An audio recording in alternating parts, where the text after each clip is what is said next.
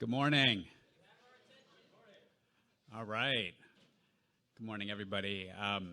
It's so great to be here. How cool is this space? I'm Jonathan Bowles. I'm the Executive Director of the Center for an Urban Future. It's really so great to be here today. We've been having this five-borough forum series for the last several months now in partnership with Amazon. And we've learned so much about expanding access to tech careers. We really wanted to bring this to each borough, to neighborhoods across the city, and to really understand, what are the opportunities, what are the challenges to really making sure that we have a more diverse tech sector, that we kind of craft the policies and strategies to bring a lot more people into this fast-growing sector. And I can't think of a better place to really wrap up this important series than right here at Amazon, which is such an important player in the fast-growing tech sector, but also our really close partner and sponsor in all of these events. So anyway, thanks for being here. In case you don't know, the Center for an Urban Future, we are a think tank focused on creating a stronger and more equitable economy in New York City and expanding economic opportunity for all New Yorkers. We know that creating a more equitable economy in New York will require a number of policies and investments, but few things will be important in creating a more equitable economy as ensuring that a lot more New Yorkers of color are able to get access to the fast-growing, high-wage jobs in tech. And so to really kind of first of all, let me say that I'm really proud of the work that my colleagues and I at the Center for an Urban Future has done over the last several years. I don't think, at CUF, we focus on all sorts of opportunities to create a stronger and more equitable economy, but I don't think there's a single area where we've done more work than expanding access to tech careers. And we put out a number of studies, but also a number of concrete ideas and policy solutions that we think that policymakers in this city can implement in order to move the needle on expanding access to tech careers. Just to name a few things that we've done at CUF, we've published studies about the opportunity to harness CUNY as a launch pad into tech careers and to scale up the promising CUNY 2X Tech program. We've written about the need to scale up our most effective tech training programs, and we know so many great tech training organizations are in the room today. They've been a part of our five-borough forum series, but we know that far too many of these great tech training organizations are serving a few dozen or a few hundred people when we need them to be serving several hundred or thousands of people. We've written about the potential to expand tech apprenticeships, which I'm proud to say is really happening. It's growing in New York City, but there's so much more opportunity. We've written studies about the need to train more future school teachers to incorporate computational thinking in their classrooms. There's such an opportunity to expose more young people and help them to really kind of gain confidence and build confidence in technology skills. And we've looked at what more city employers can do to increase pathways into tech roles. We've looked at the role of libraries as an entry point into kind of beginner tech training and digital skills. And we've also recently written about the opportunity to expand skills-based hiring. But we know that there's so much more to do. And that's why we've been putting together this series with Amazon on expanding access to tech careers. We've had these events in all five boroughs, as I said, and we've learned a lot. And after we finish this one today, we're going to be putting out kind of a wrap-up, a report that's just going to be kind of summarizing some of the things we found. So I'm looking forward to listening today and looking forward to hearing all the good ideas that come up. We will have a chance for some Q&A from the audience as we go in, but anyway, looking forward to a really great conversation. Before we move on, I would like to extend, again, a very big thank you to Amazon. Please, let's give it up for Amazon. Not only have they made today's event possible and have graciously hosted us in this wonderful space, but they've been our sponsor for each and every one of the five-borough forum series events that we've had. I'd also like to thank the many great community organizations that have partnered with us on hosting today's event. Just to name a few of them, the Manhattan Chamber of Commerce, Girls Who Code, Henry Street Settlement, Perscolas, NYC ETC, Hypothekids, New York Academy of Sciences, and the Upper Manhattan Empowerment Zone. Thank you for your partnership and support. And lastly, I'm just delighted to introduce our next speaker, Amazon's Vice President for People Experience and Technology. Let's give it up for Evaristus Mensah.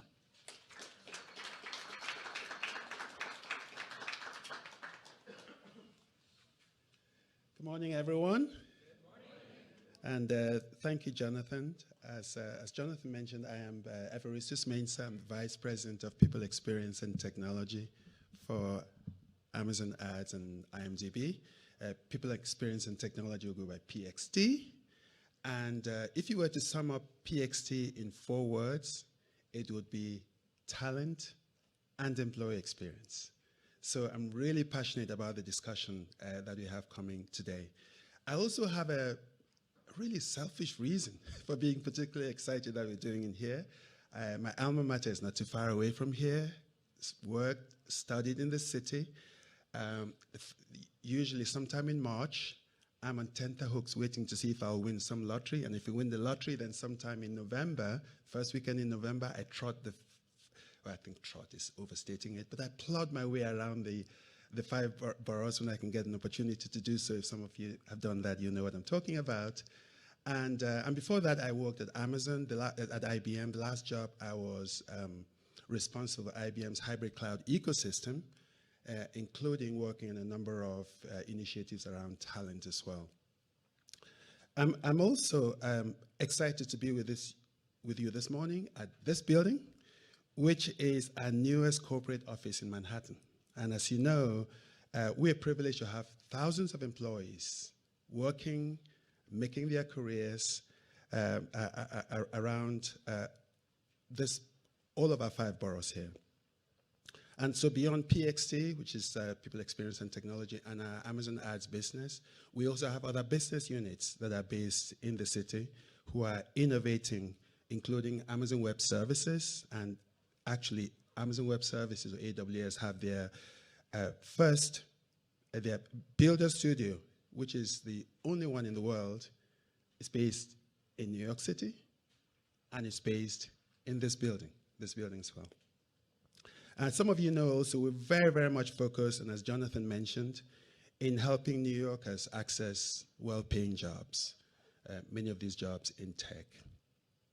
In the last 10 years, Amazon has created more jobs than any other company in the United States. And Amazon will spend $1.2 billion to provide free skills training to employees, helping them further their careers in tech and also other in-demand roles, such as cloud computing. And we're intent on continuing to bring that same focus and attention here in Manhattan. And to do that, especially through educational partnerships with the City University of New York and other workforce development organizations, many of whom are present today, as Jonathan talked about some of the work that he's been doing, which is extraordinary. And so we're hoping to engage that conversation, see how we can do even more.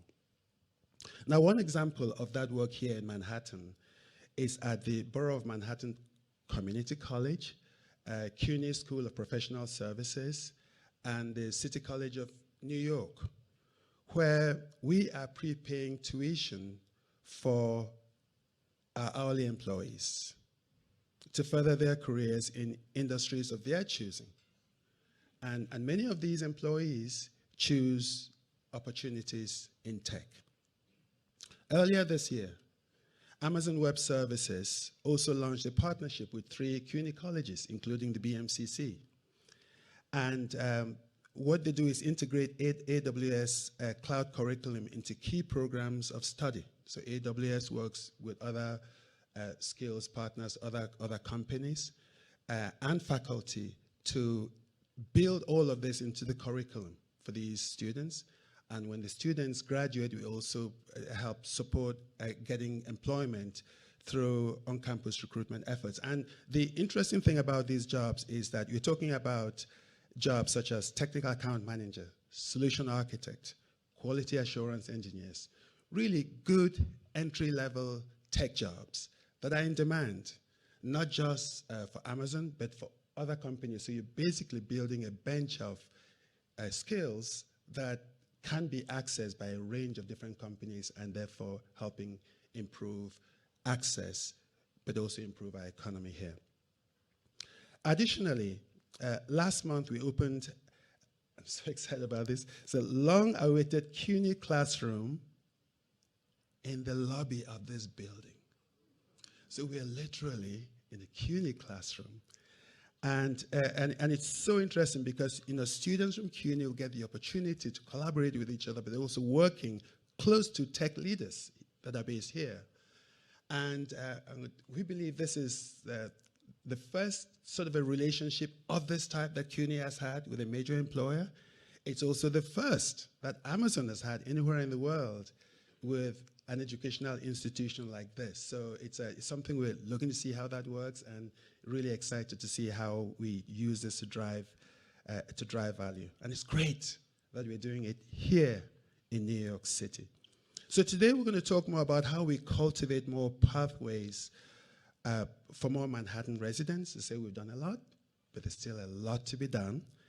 And many of the partners that are here are critical to that effort, so we thank you so much for everything that you are doing. Thank you to the Center for Urban Futures and all that you're doing, all that we're doing together. And I'd like to thank everyone for bringing your ideas and bringing an open mind to today's discussion. Thank you.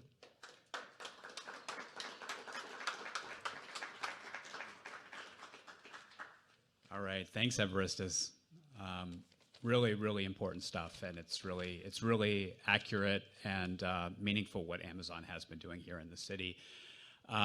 So just to move this along, I have the great pleasure of introducing our next speaker, Borough President Mark Levine.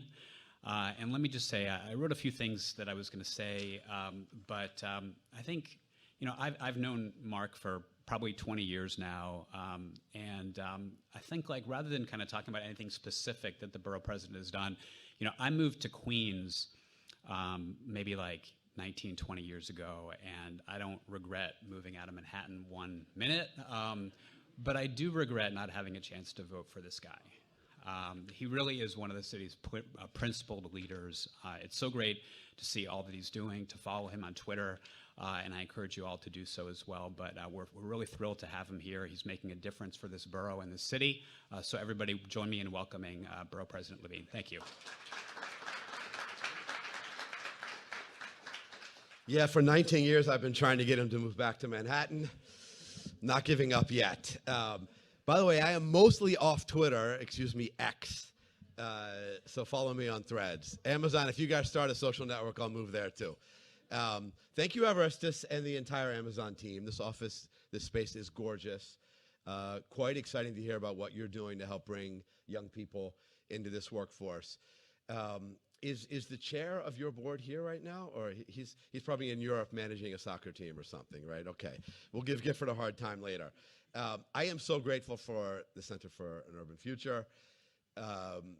I consider, I feel that we're heading into a period of great turbulence for the city because of technological advancements. I think it's going to overturn every sector of society, and none of us are talking enough about it. And I was not surprised when I saw Cuff step up and convene a five-borough tour to talk about what is probably the most important question, which is, what does this mean for young people and their careers? So thank you, thank you, thank you. Give it up for the Center for the Urban Future, for Anna Virtue. Thank you.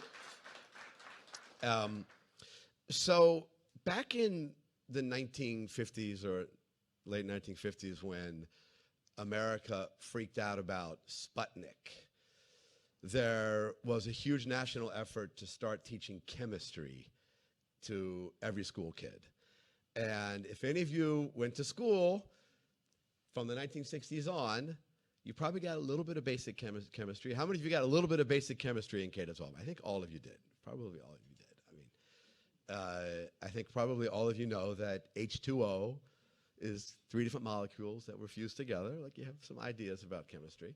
And the idea here was not that every single kid was going to become a chemist, hopefully a few did, but that to understand the modern world at a period of very fast change, when there were all sorts of advancements in materials and chemicals and medications and the way clothing and housing and everything was constructed because of advancements in chemistry. To understand that world, whatever your job was going to be, you needed a little bit of education. Well, today I would argue that the technological change that we're entering into dwarfs what the world experienced back then. I think that in the next 5 years, we're going to see change comparable to what we experienced in the last 50 years. Maybe that's an understatement. And we have simply not pivoted.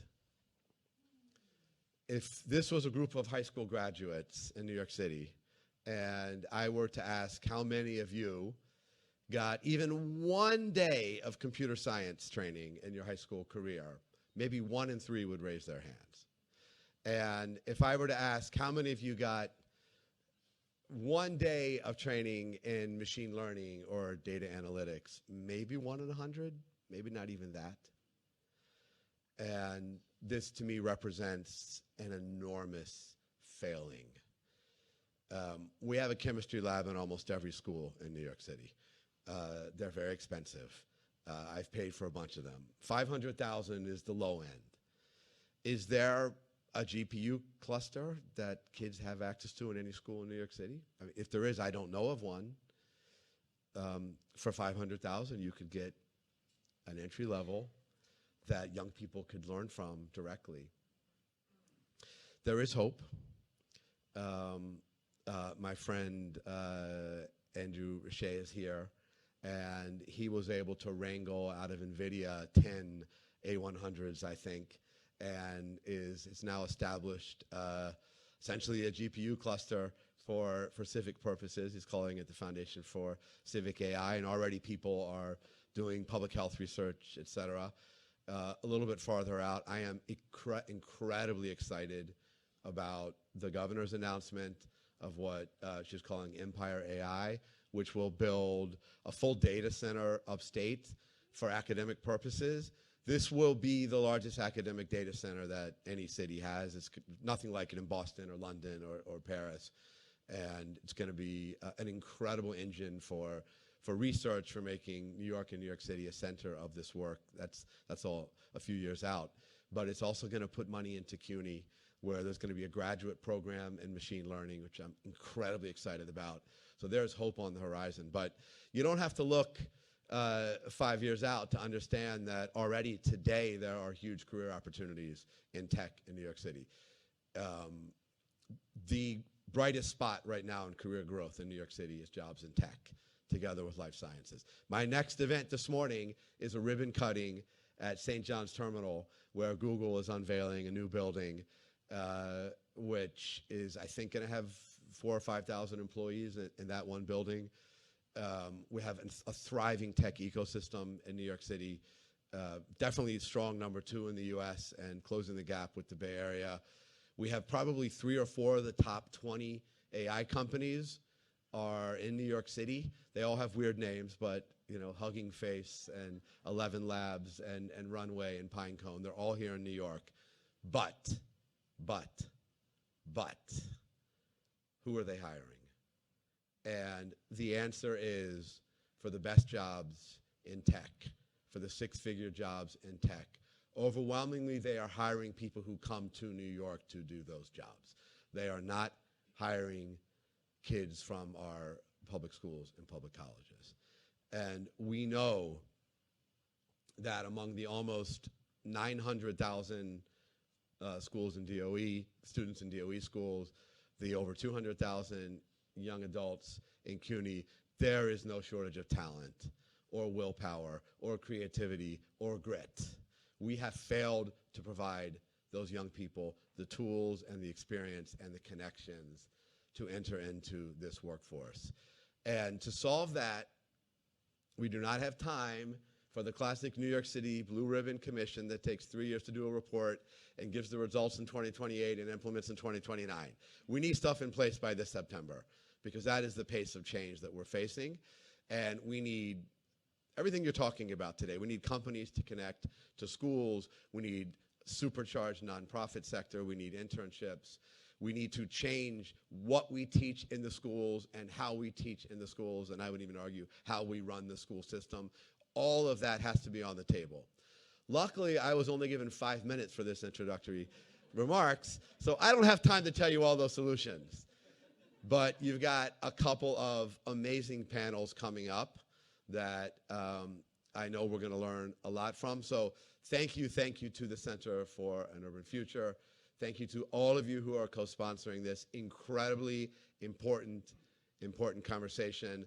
Let's build equity into tech in New York City. Thank you.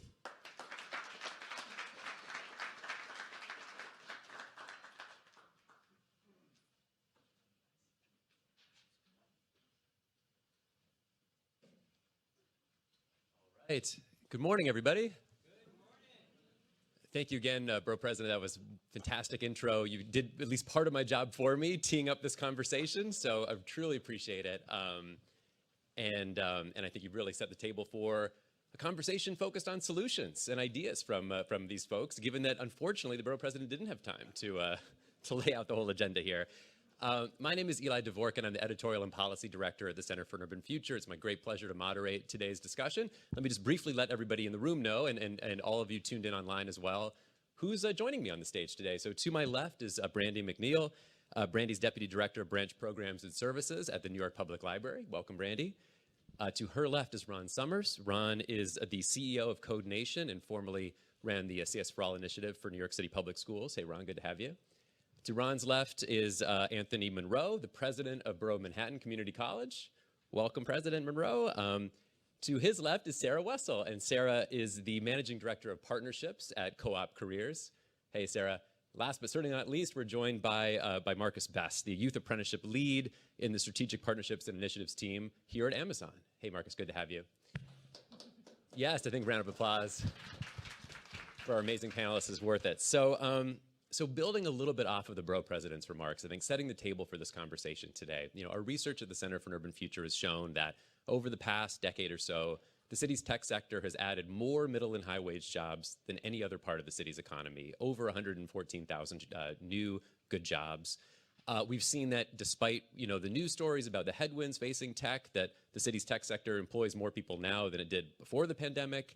And obviously, so many of the jobs that have grown outside of the tech sector have been tech-powered jobs in finance and healthcare, educational services, and really across the city's economy. And as the Borough President mentioned, this is poised to grow, poised to continue to grow. But the challenge, as we've seen and our research has shown, is that that still the tech sector and tech employment in New York City doesn't really look like New York City yet. We've made incredible progress as a city over the past 10 years. Some of the organizations in this room didn't exist 10 years ago. Many of the organizations that are here, or the folks that are doing this work, have been able to grow their programs over that time. And still, we know that while about 43% of the city's workforce are Black and Hispanic folks, only about 20% of the tech workforce is Black and Hispanic. About 3/4 of those jobs are held by men, in a city where there's parity between genders. So we've got a lot of work to do, as the Borough President said, despite all the progress that's been made over the past few years. So I wanted to start and ask you all, kind of blue sky as a starting point for this conversation. What is the state of tech education and training in Manhattan for Manhattan residents today? And what do you think is the next step, or a couple of the next steps that we need to be looking at or we need to be taking to build on this progress and to solve for some of the existing or remaining gaps and opportunity challenges out there? And I'll open this up to everybody, and then we can go from there. Nobody wants to start? Go for it, Brandy. Okay. So first, I would like to say thank you to Cuff and Amazon for hosting this event. I also want to thank everyone who was a panelist at other events that mentioned the New York Public Library or any of the libraries in the system. We appreciate you. I think one of the first things that needs to happen is to start removing some of the stigma. Tech intimidation is real. People hear tech, they automatically have their own assumptions about it, and so we need to do some removing of that. In addition, there are a lot of barriers that come with this. So we need to start removing those barriers. Some of those would be having free or low-cost programs. Some would be funding so that we can have more people of color and women in tech. But there also needs to be other services, such as mental health services. Life is lifing right now for people, and people need to be able to manage that. And so those are just a couple of ideas that I have in terms of what are some of the things that need to happen. I'll take the next one. So this is a really great question because we think of tech as computer science. We think of tech as the hardcore software engineer.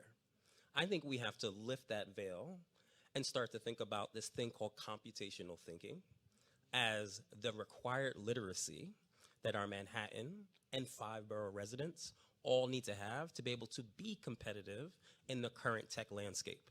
We're not preparing folks to be software engineers.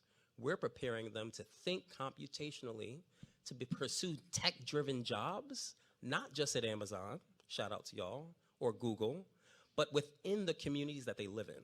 And so I think number one, if we're thinking about K-17 education, not just K-12, is computational thinking and literacy must be the foundational element for any and all, including our New Yorkers who are trying to change careers.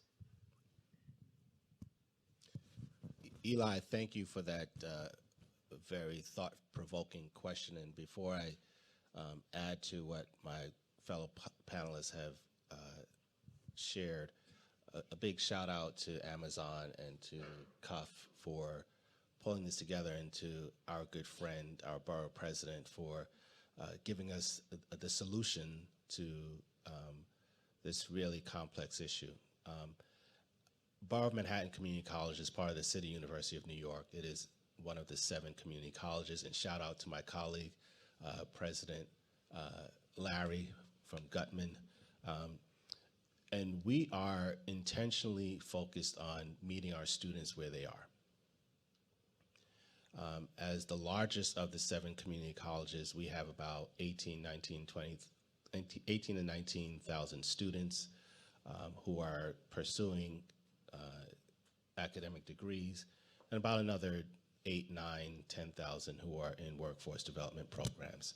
A very diverse student population, primarily women of color, often head of household, who came up through very difficult circumstances and never thought that they could see themselves in a career in STEM, in technology, even in healthcare. And I think we need to address that. I think we need to go back to the basics and introduce, as my good friend here said, computational thinking in the K through 12 system. So by the time they get to institutions like BMCC, they can see themselves in these careers. And it's not a matter of trying to build the skills and the confidence, but they already have it by the time they get to BMCC.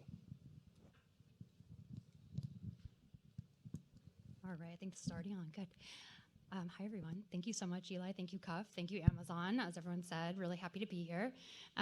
Building on some of the points that my fellow panelists have said, definitely thinking around how we can widen the definition of what a career in tech can mean.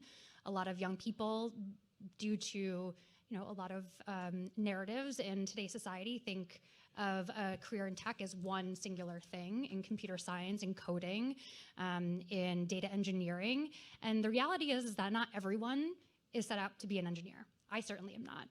But that doesn't mean that those talents, whatever talents they are, whether it be around communication, design, marketing, people management, interrelational skills, those are all important and necessary in the tech economy and for a digital career. And so I think widening that definition for young people will go a long way in helping to ensure that more people can envision themselves in positions within this sector.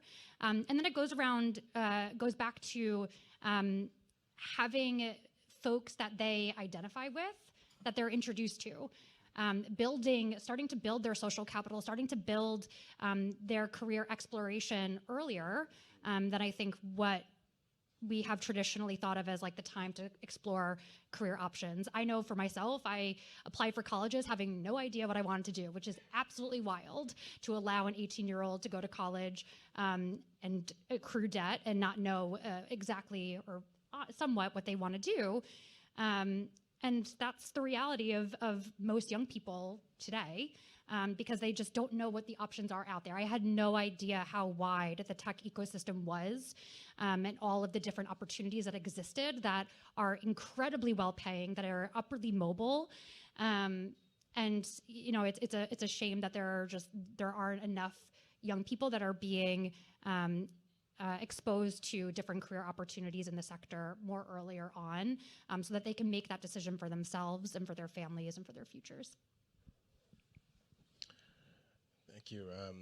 Happy to be here and talk a little bit more about this. I can only echo everything that was said previously. It's almost like an echo chamber. From an employer perspective, I focus on youth apprenticeships and creating a pipeline for future talent. And I think everything that the panelists have said here is true. It's what we're seeing on the ground here at Amazon for particularly youth apprentices. One of the biggest challenges is getting the actual employers, so Amazonians, people like me, to coach young students around what it means to be in the workplace as they transition during their days from high school to a career at Amazon.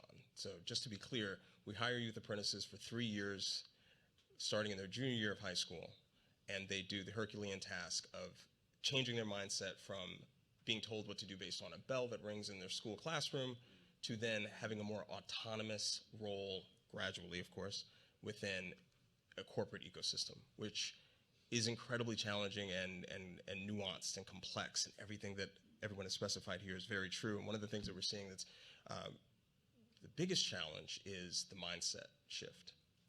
So before we even get to the tech career, they have to know how to navigate the politics of a corporate environment.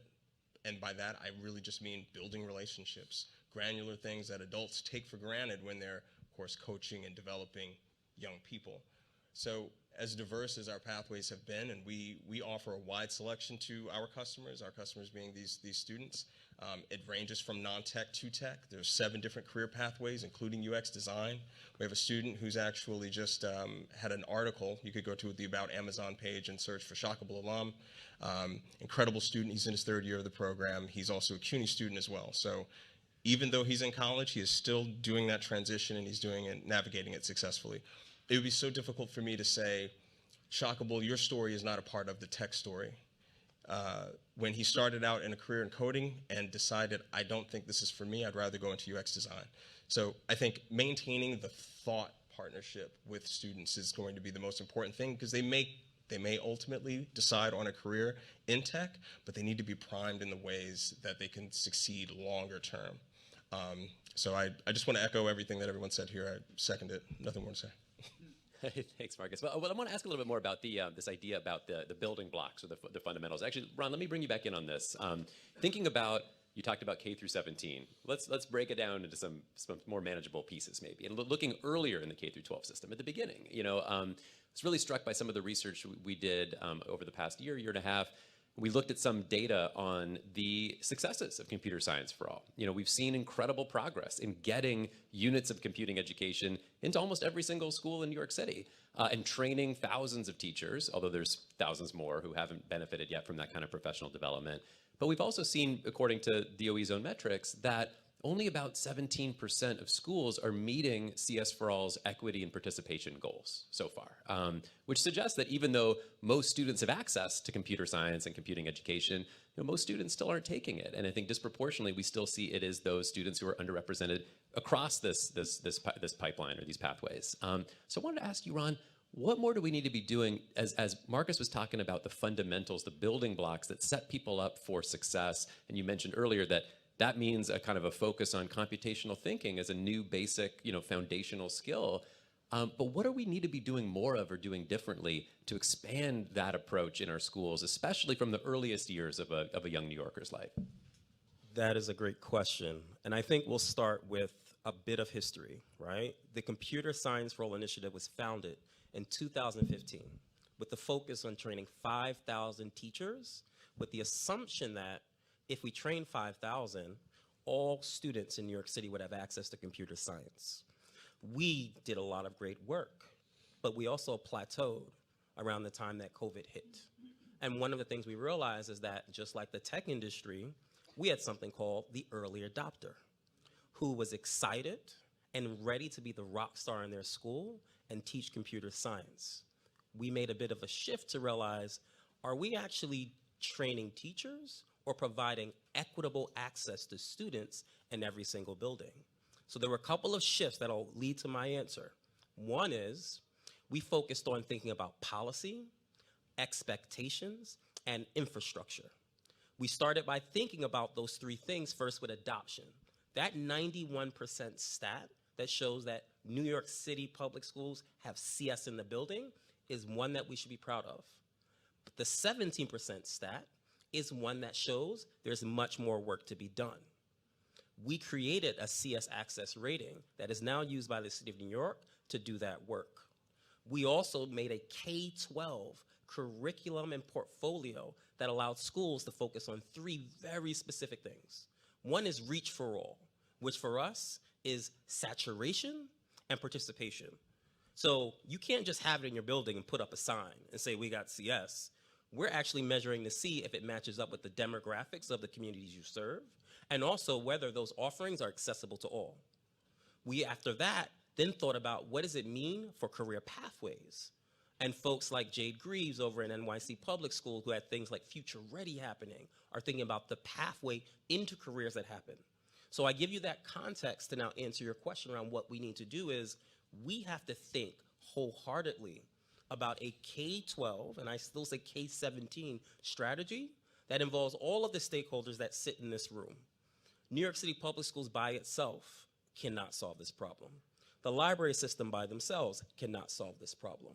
This has to be a citywide effort with the funding to build it, the resources to support it, more funding to maintain it, and it has to live within the blood of all of the institutions throughout the city.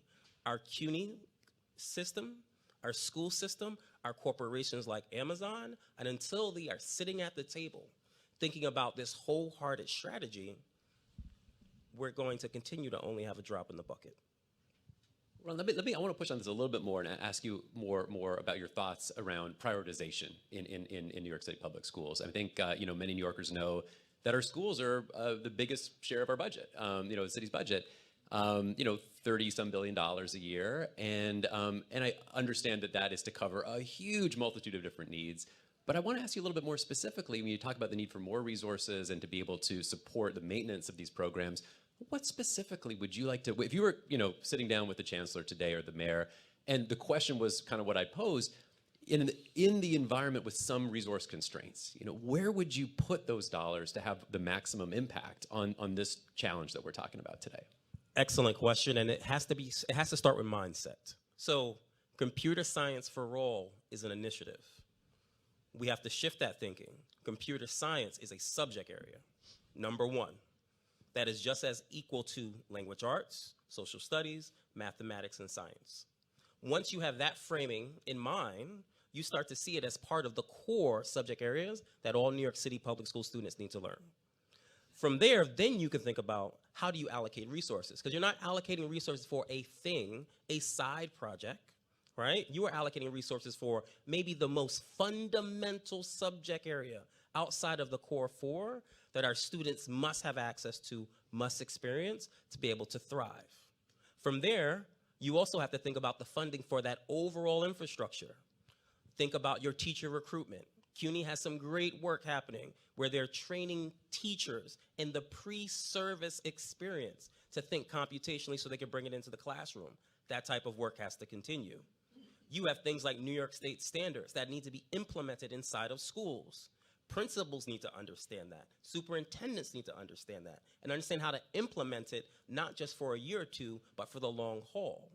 And then, just to take this a little bit further, if we're thinking about funding, we have to make sure that the system itself has the right supports to maintain itself. I cannot say that enough. right? All the folks here know how to build something. Maintaining it costs money. And without that continued funding, services fall, students do not get served, and communities get left in the dark. Thanks, Ron. I appreciate that. And Tony, I want to bring you in on this, thinking about a little later in that pathway, in that pipeline, talking about the role of CUNY. You know, I think our research was really clear in showing that there's just no institution that has the scale or reach that CUNY does when it comes to, in general, in higher education, obviously in New York, but especially when it comes to serving as a launchpad into technology careers. And I think our report actually showed that, you know, there are more Black and Hispanic students who've earned computer science degrees at CUNY than the total number of undergraduates graduating from Columbia University every year. You know, it's pretty astonishing in terms of the scale of that impact. We also saw in that research that there's still some work to be done to be able to ensure that more of the students who are earning degrees and credentials in computing and STEM fields actually go on to succeed in their next steps into careers. And it strikes me that BMCC is doing a lot of things really well when it comes to not just pursuing college success, but career success aligned with tech-powered fields. So I'd love to hear you tell us a little bit more, you know, President Monroe, what do you see as the successes at BMCC right now? What's working that policymakers, that other folks in this room should know about when it comes to leveraging our community colleges as a launchpad into tech-powered jobs? Thank you for that question. And I put a exclamation point on everything that my co-panelists have said. CUNY does, I believe, a phenomenal job, and the data shows it, in creating educational and training opportunities for communities that have, unfortunately, been historically marginalized. You don't belong. You're not capable. And we're trying to, as Ron said, change that thinking, change that culture by saying you do belong and you are capable. It's part of the reason I believe that BMCC consistently ranks in the top 5 in the United States of moving people from poverty to the middle class. We liken it to pathways to prosperity or pathways out of poverty. And we do that in a number of ways. We have, excuse me, workforce development programs and partnerships. And shout out to Amazon, because we have a number of partnerships and initiatives with Amazon to introduce cloud computing, AI, and machine technology, just a whole gamut of initiatives that prepares our students for phenomenal careers in the tech industry. We've also developed, and I believe we still are the only community college in New York that has an associate's degree in data science. And we just launched that program, and we have hundreds of students who are signed up for that as a major. So I think, you know, changing the narrative to say that you belong, you are capable, and we're going to help you get that credential that is recognized by the industry is the work that needs to be done. Thanks, Tony. Well, Brady, let me ask you to join in this conversation. We talked a little bit about K through 12. We talked a little bit, and we'll talk more about higher education. But there are so many, hundreds of thousands of working age adults, you know, here in Manhattan and across the city, even more, who are unemployed or underemployed. We know that the unemployment rate for Black New Yorkers is still nearly 10%. New research, you know, out today from our friends at Robin Hood shows that the poverty rate has increased in New York City now after many years of declines. And while a lot of the immediate increase may have a lot to do with the loss of, you know, federal dollars, COVID relief dollars, clearly there's bigger structural challenges in our economy. You know, the good paying jobs that we're talking about here today still aren't going to enough residents of color. And it strikes me that so many of the patrons of New York's public libraries are experiencing that directly, you know, feeling trapped in a job that doesn't pay enough to sustain their families, you know, struggling with underemployment and looking for opportunities to reskill or retrain or navigate to something else. But I also think, no, the libraries have a crucial role to play even earlier than where our school system kicks in those crucial 0 to 3 years. So I wanted to get your take on when it comes to the key role of libraries in this tech skills building and computing education ecosystem. Where do libraries stand out? What role do libraries play that's unique or where libraries have a unique advantage? And what do we need to do to build on that so that more Manhattan residents can benefit? Thank you.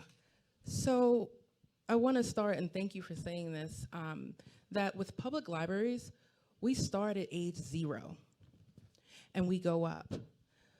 In our youth department, we have STEAM discovery kits where we're trying to empower kids to think about engineering, robotics, and coding.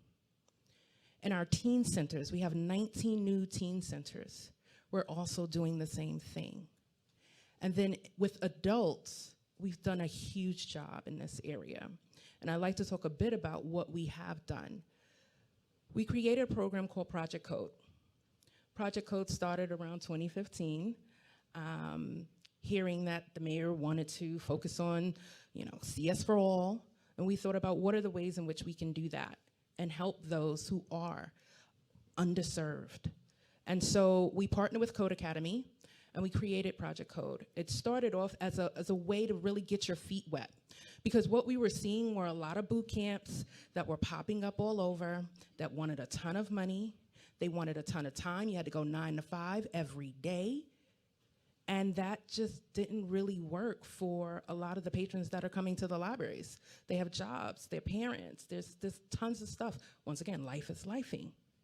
And so what we ended up doing was figuring out a way to actually create programs where you can come and do just a couple of hours a week and still get the same progress. But what you get is your feet wet to see, do you like this?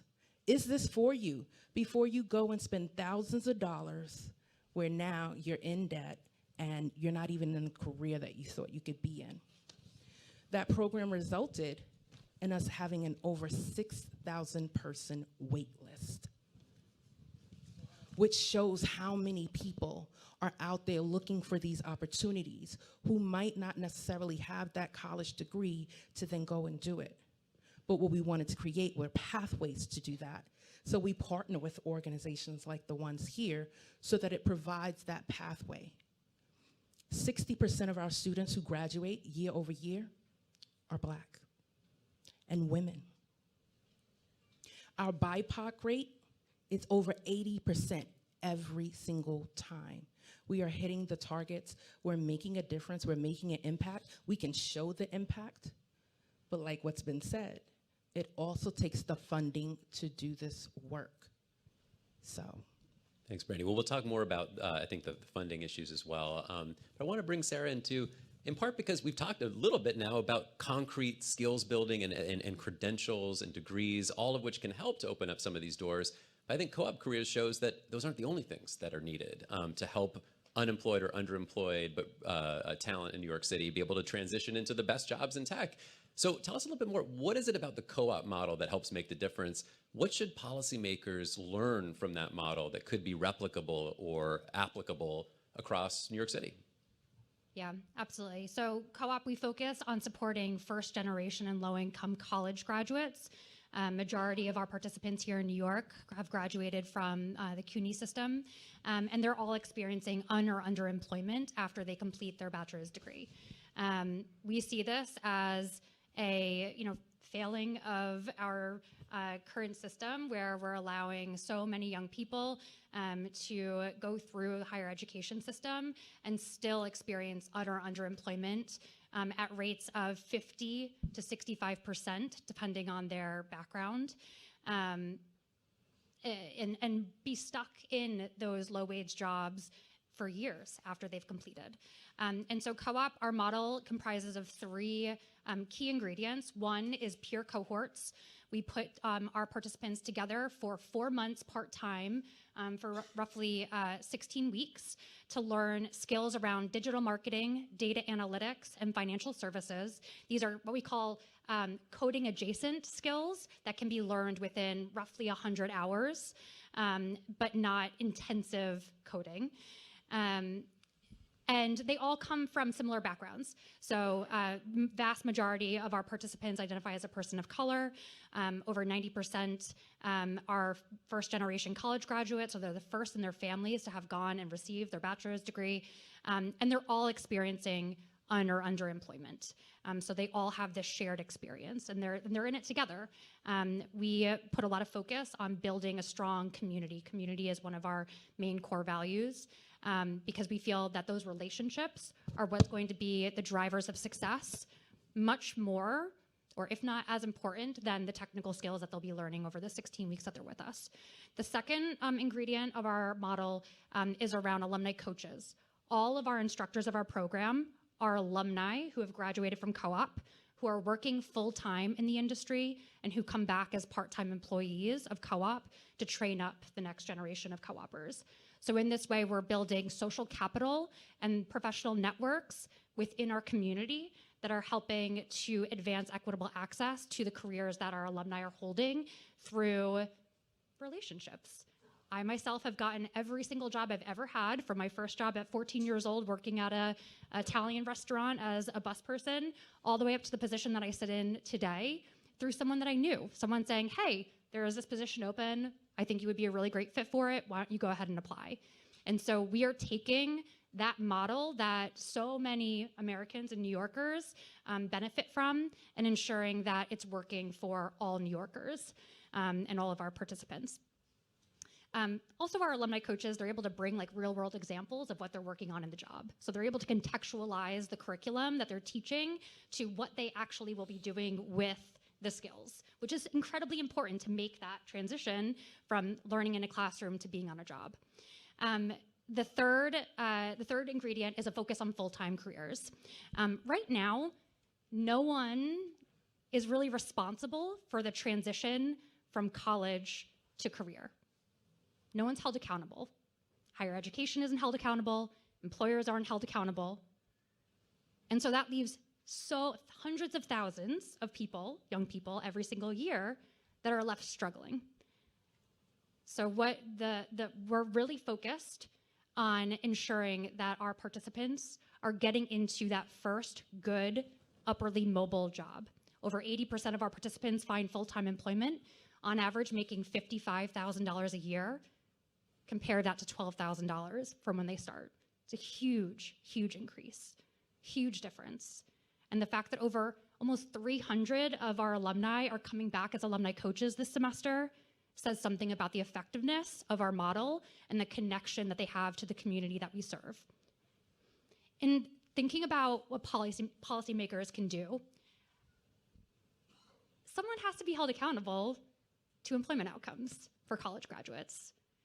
And so we think that specifically here in New York, the CUNY system, other higher education systems should have a clear mandate from city government around employment outcomes for their participants. And that is going to take money. It's going to take investments in resources in the career resources departments that have traditionally been stripped of so many resources.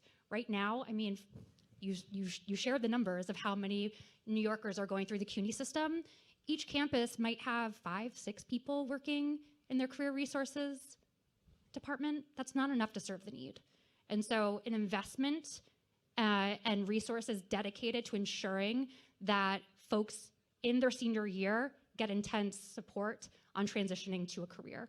And the third thing that we think that policymakers should be thinking about is models, effective models that ensure that folks are able to get access to their first upwardly mobile career. We think co-op is one model that is effective, but we know that there are others. But it comes down to resources and a clear mandate for someone to be held accountable for that transition. Thanks, Sarah. Well, I want to talk then about another one of these models that's important, and that's around apprenticeship, specifically youth apprenticeship.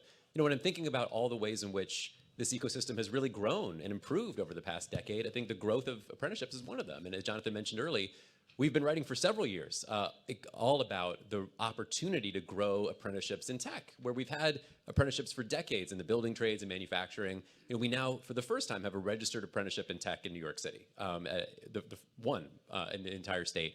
But we've also seen other models outside of the registered models that have finally started to really grow with incredible promise. And I think Amazon's leading the pack in that area. But it's been challenging, we know, for employers, for training organizations and partner organizations, and for apprentices themselves. So Marcus, I'd love to ask you a little bit more about what you see as the role of youth apprenticeship in general in building a more equitable tech workforce, And given that, the mayor commendably came into office and shortly thereafter announced a major goal to have 30,000 apprentices in New York City, both adults and youth, by 2030, it strikes us that tech apprenticeship has got to be a major part of that goal, achieving that goal. Well, you're doing this already. So I'd love to ask you a little bit more about what's working. What do you see as needed to be able to grow that model so that not only could it grow at Amazon, but that more tech employers in New York City could get on board with the apprenticeship pathway? It's a great question. I think for us at Amazon, given we are builders, we are thinkers. We think deeply about challenges like these, and we want to deliver for our customers. And youth apprentices are no different. The communities where our customers live, work, serve. Huge investment for New York City. We're part of the New York Job CEO Council, so we are one of the many employers, including Jamie Dimon, CEO of JP Morgan Chase, who is also spearheading a youth apprenticeship model for New York City, and it has been a Herculean task. I think the great thing that has been working is that there is a hunger within these companies like Amazon to see this model flourish. So I think it can't be understated that if they were here, I would have to point to them in the back of the room or wherever they might be sitting, the many Amazonians who have come together in concerted efforts, leaders across different organizations within Amazon to not only just tout this model, but then also identify folks who they feel would flourish at developing youth for careers. So that can't be stated enough. To the contrary, one thing that, if that is working, I think one thing that we probably need to think more intently about and work with others to help make that happen. How do we better ready them for those opportunities to work with youth? If we have external partnerships where they're developing the expertise, working with students, they're in the classroom every day, I can't ensure that every Amazonian will be ready for that. But in terms of scaling this program, I want to make sure that everyone at Amazon can, one, hire an apprentice and do so wherever they are. So I think that's the only way that we can expand our model and make sure that wherever our customers are, wherever apprentices are, students are, that they have an opportunity. So particularly in New York, to your point, we have been a leading employer for quite a few number of years. During the pandemic, we trudged full speed ahead and went 3x in terms of growth of however many apprentices that we had had. I think we had somewhere along the lines of like 35 apprentices during 2020, which was the highest number, where quite a few others had to take inventory. We went right ahead, and so that was a huge help to us. It opened our eyes to virtual delivery models and alternative thoughts on how we can actually upskill. Now that we have apprentices that are in the office, given some of the things that we've learned, one of which I've mentioned before, the workforce development, professional development curriculum that, of course, now the mayor has issued across New York City. That was very important for us. We noticed that there was a huge gap and that we needed to close that. But now, this year in particular, with our new cohort for 2024, we're going to be doing some experimentation with tech. So that will be to divide the classroom, issue both non-tech and tech curriculum to the exact same cohort, and see where our students are netting out. Some students have, they go to, say, schools within New York City that have robust tech programs and curriculum. Others may not. They may not even be interested in tech. We want every student who is a part of our cohorts now and going forward to have a foundation in it. And I think the offshoot of the future of that is we're able to deliver at some point on our BHAG, which at Amazon we call these BHAGs. It's a big, hairy, audacious goal to ensure a big, hairy, audacious goal to ensure that every student who participates in our program at the end of their 3 years would be eligible for a full-time opportunity. Again, BHAG. It's going to be difficult. So what we've done is we're in the process of creating pathways for other opportunities. Students want to go to college. Students want to pursue other career options that might be available to them in Amazon or elsewhere. We just want to support them on that pathway, but ensure that they're ready for the challenges that they will face. That is what we are planning, is to ensure that they are ready for them. So some of the difficulties and some of the learnings that we've had, one, making sure that every Amazonian is prepared if they participate in this program. That's one.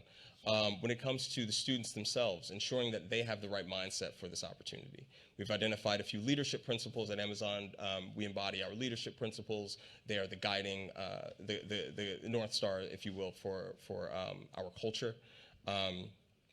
Students who are learning and who want to learn and be curious, students who want to earn trust, and students who want to who have a sense of ownership, all demonstrated within their school careers first. So we are seeking examples of those qualities, but transitioning to Amazon and demonstrating those qualities in a new environment is very difficult. So we want to remove some of those barriers by creating a better curriculum for students so that they can navigate some of the workforce development challenges that we foresee.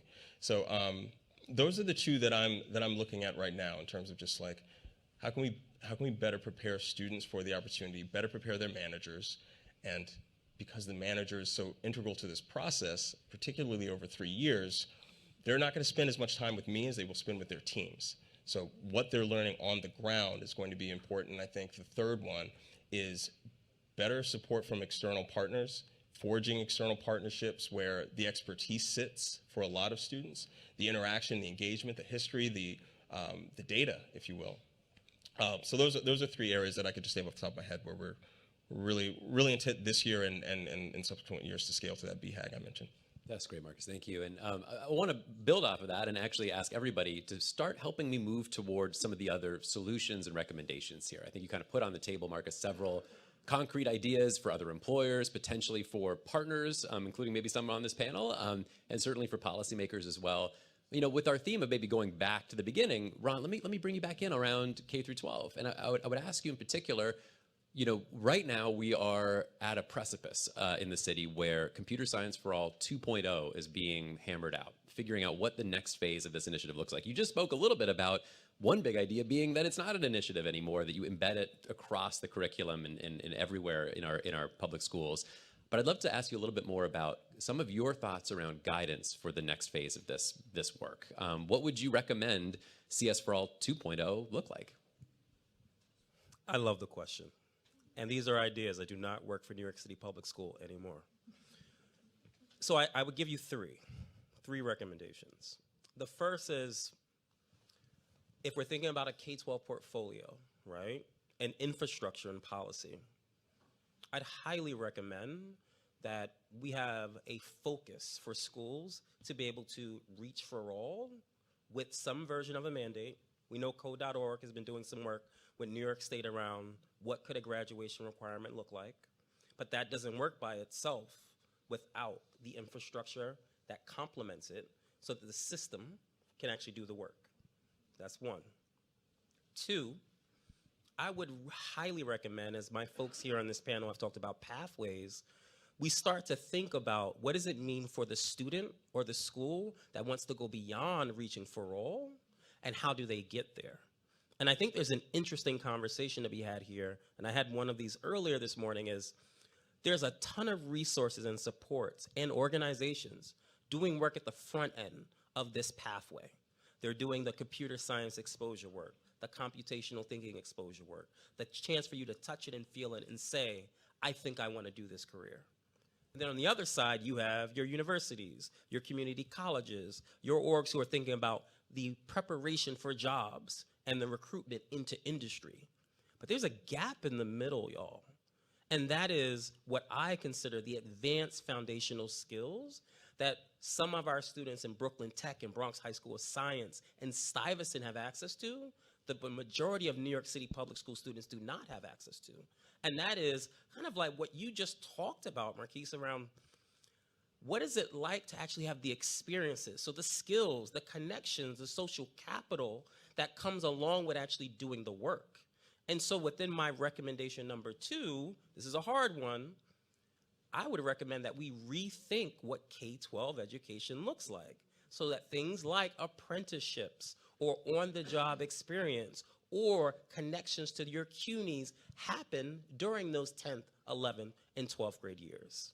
And then my final recommendation, and I could do this all day, My final recommendation is to wholeheartedly think about CS as a subject area, right? As long as it's an initiative and there's a 2.0 and a 3.0, it will always be the last thing that is prioritized within a really tough world for principals to think about what's important.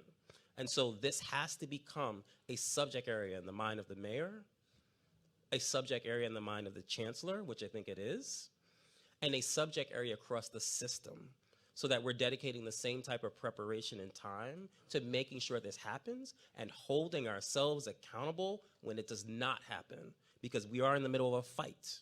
New York City's future economy is depending on us to create the next crop of folks who are going to power innovation and also create the rosewoods of tech in the places that we don't talk about, like Far Rockaway, Canarsie, right, and Fordham.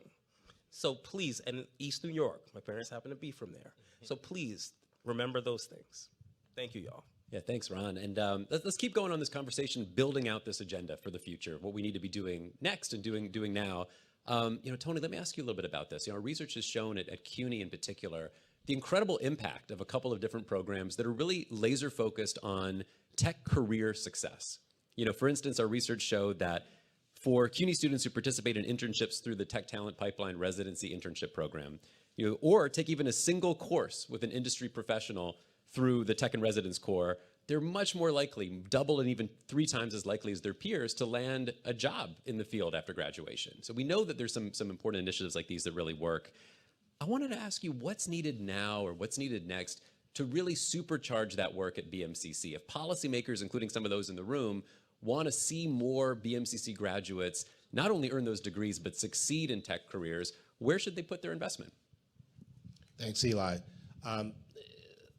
Those are the type of programs that you can hold up as a best practice model because they bring to the fore the opportunity for students to learn and earn.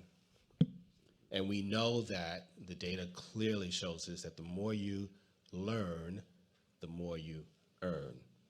Not everything needs to lead to a college degree. So an opportunity for individuals to take a course, as you've outlined, Eli, or even a certificate, a workforce development certificate, or even an associate's degree in data science is tremendous. So changing the mindset that we are not an expense, but we are an investment, and that value proposition for our students, our colleges, our universities, and our employers are critically important. Creating and supporting this symbiotic relationship, and I love what Marquise was saying, in preparing individuals, students, for work. And what does that look like? What is the culture of the organization, the institution, the employer? And that needs to be integrated into the models that we put forth. And I believe policymakers, and often they hold the purse strings, need to understand that we are an investment with a significant ROI. It might take some additional incentives for employers to support, to get involved, to get engaged with learn and earn opportunities in whatever form that might take. Creating capacity, deeper, broader capacity within community colleges, colleges like City College, Queens College, et cetera, to scale up programs, to build the career development departments, because those relationships with employers are critical, but they take time and they take resources. So those are some of the recommendations that I would put forth. Thank you. Brandy, let me ask you a similar question, and also thinking a little bit about what's relevant to the policymakers here today. Our preliminary analysis shows that the city's 3 public library systems are facing over $50 million in budget cuts this year, going into the next fiscal year.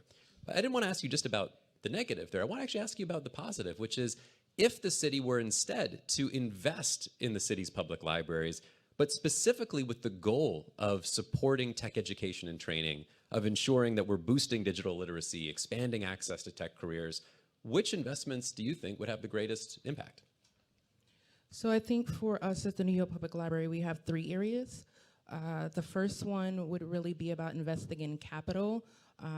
We have library branches that need heat and AC, and that environment is really important for people who come to our programs.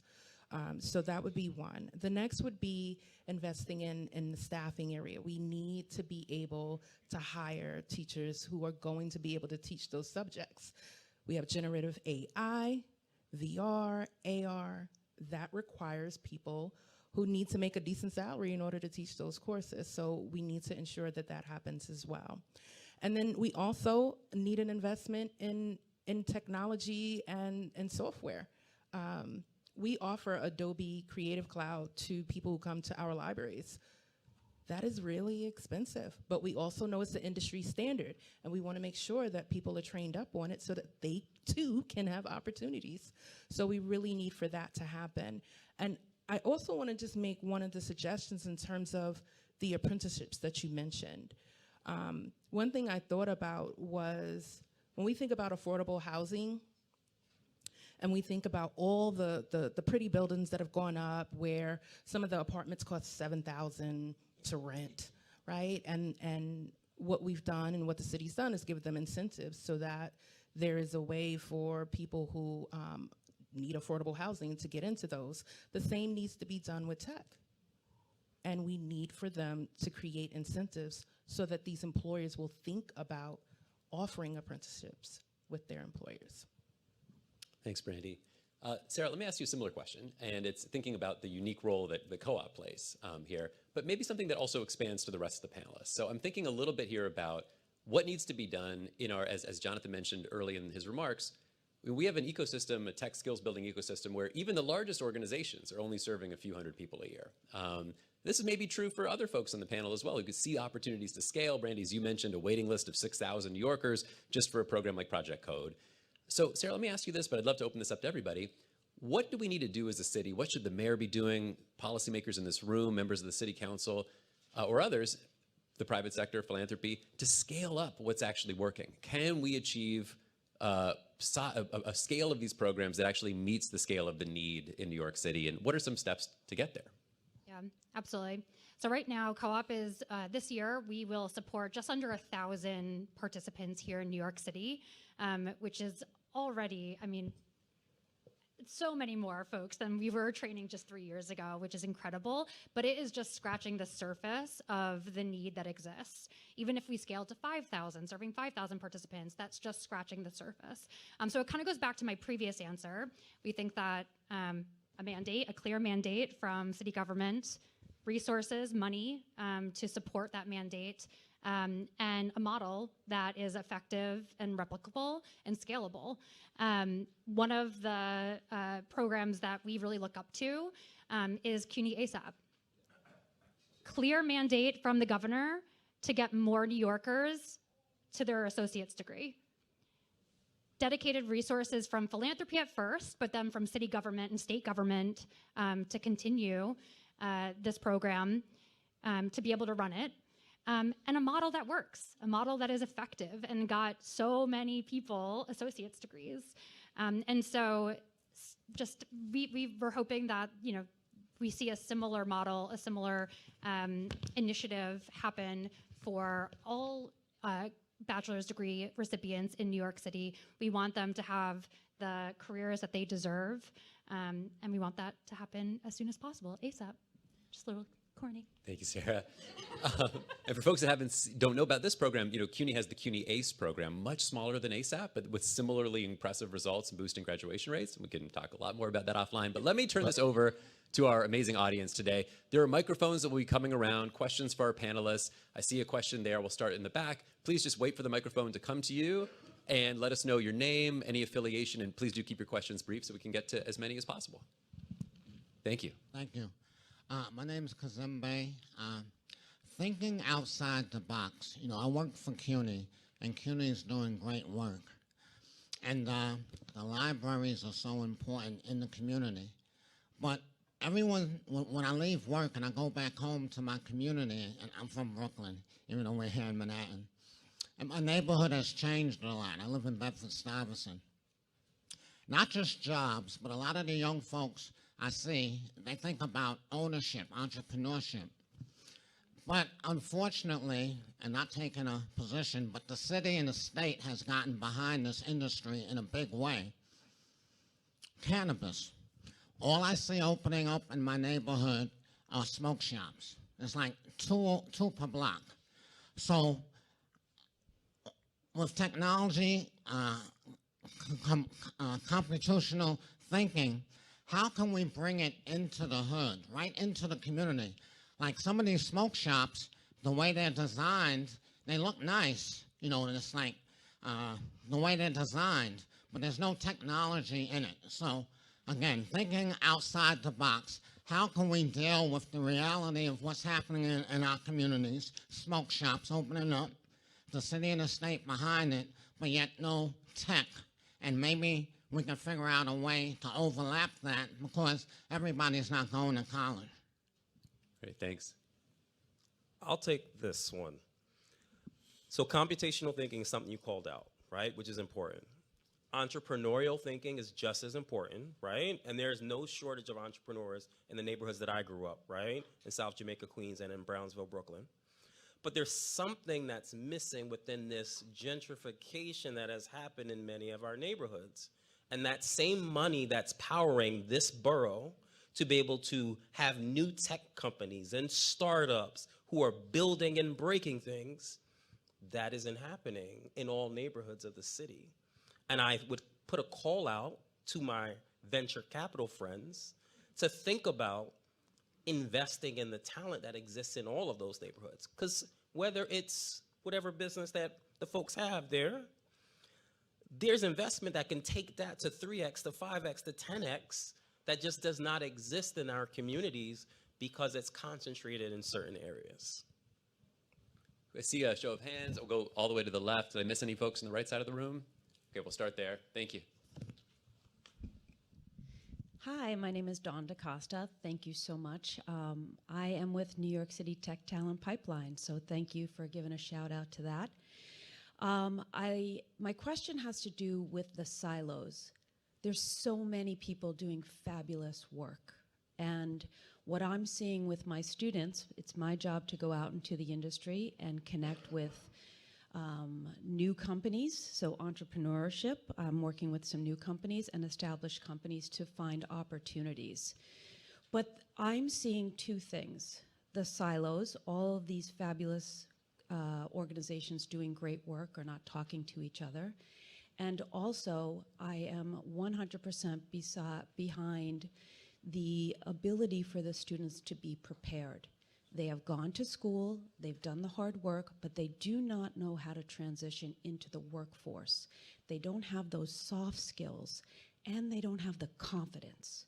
So half of my job after getting the opportunities is telling the students, you got this.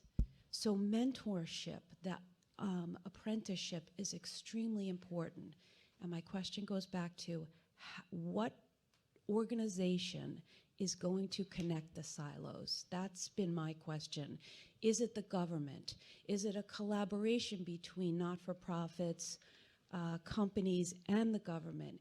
Is it the schools? So where could we all come together and not just talk, like Mark was saying earlier? We need to do this like yesterday. We all know what's working. How are we going to make us work together? This week, San Francisco, there was an article in the New York Times about San Francisco coming back. I don't want all the jobs to go to San Francisco. This is the place. We have the best talent right here. I see it with my students every day. I want to be the next tech place in New York City. So it's more, not really a question of how are we going to connect the silos is getting back to that. I can speak to a little bit of that. Just want to give a bit of a shout out to Carly Graham Garcia, one of our policy representatives here. It's part of the main reason why I'm here, because we built over the past few years a firm relationship with our public policy team. That is also extended to an expansion of the Amazon Jumpstart program in the DMV area later this year, because that policy team was also privy to our efforts here in New York and the success that we've had. So I I want to say that there is a through line happening, and I think the biggest thing that our team, we're taking ownership for this year is amplifying the stories of not only just our students and the apprentices that we've hired, but particularly so that external customers are aware that work is happening and that great work is happening on their behalf.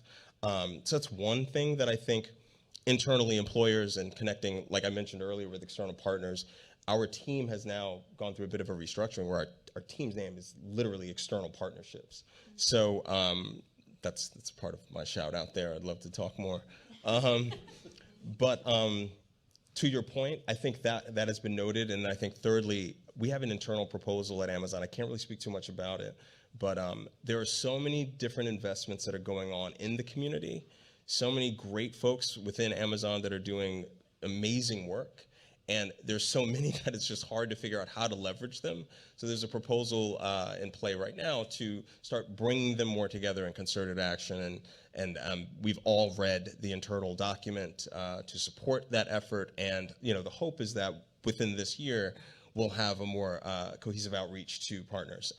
That's already happening in pockets across Amazon. So some of you may be in touch with teams and you're fully informed about what's going on and what great investments we're doing. But I think the biggest thing is that we get that out to the communities who are unaware, because those are the customers where we're having the impact. I just want to add that awareness is huge, going back to what Marquise said, because that's part of what we are purposely doing at the New York Public Library in order to get the word out. But one of the things that I realize is that a lot of people, when you do a lot of people don't know.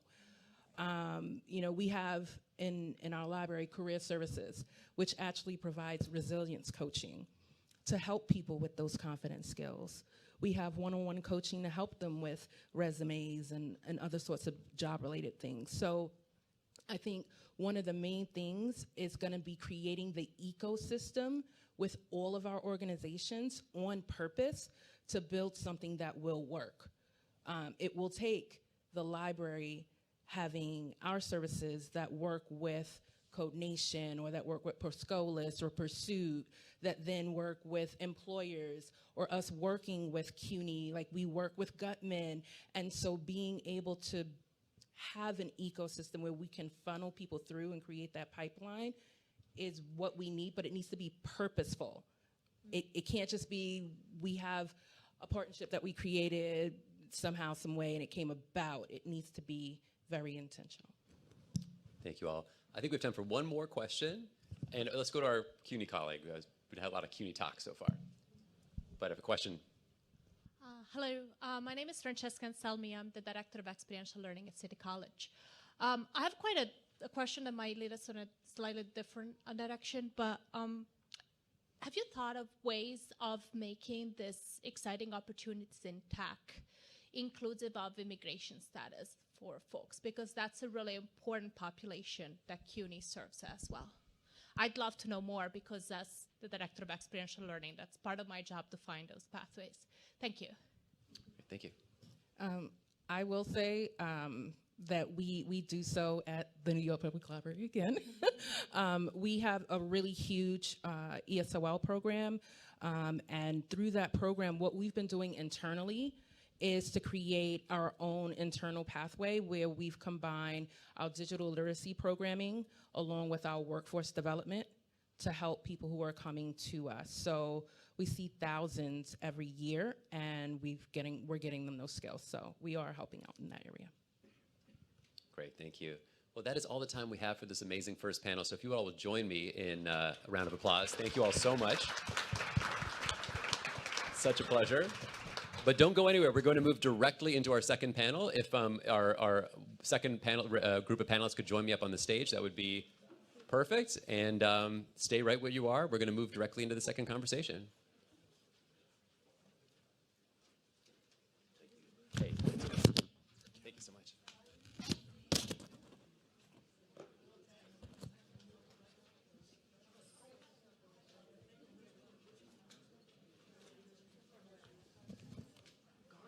Councilmember, good to see you. Hey, thanks for being here. Absolutely. Come on up. Do you want us any particular? Anywhere you like. Right here? Right That's here? perfect. Yeah, come on in. Hey, Assemblymember, good to meet you in Nice to person. see you. Hey, likewise. Hi. Feel free to come grab a seat. Me too. I was jealous of Marcus over there who had the lectern that he could put his phone on to look at his notes. Otherwise, we're just have to hold them in our hands. All right. Folks, come on back and join us. Feel free to grab a seat. We're going to begin right away.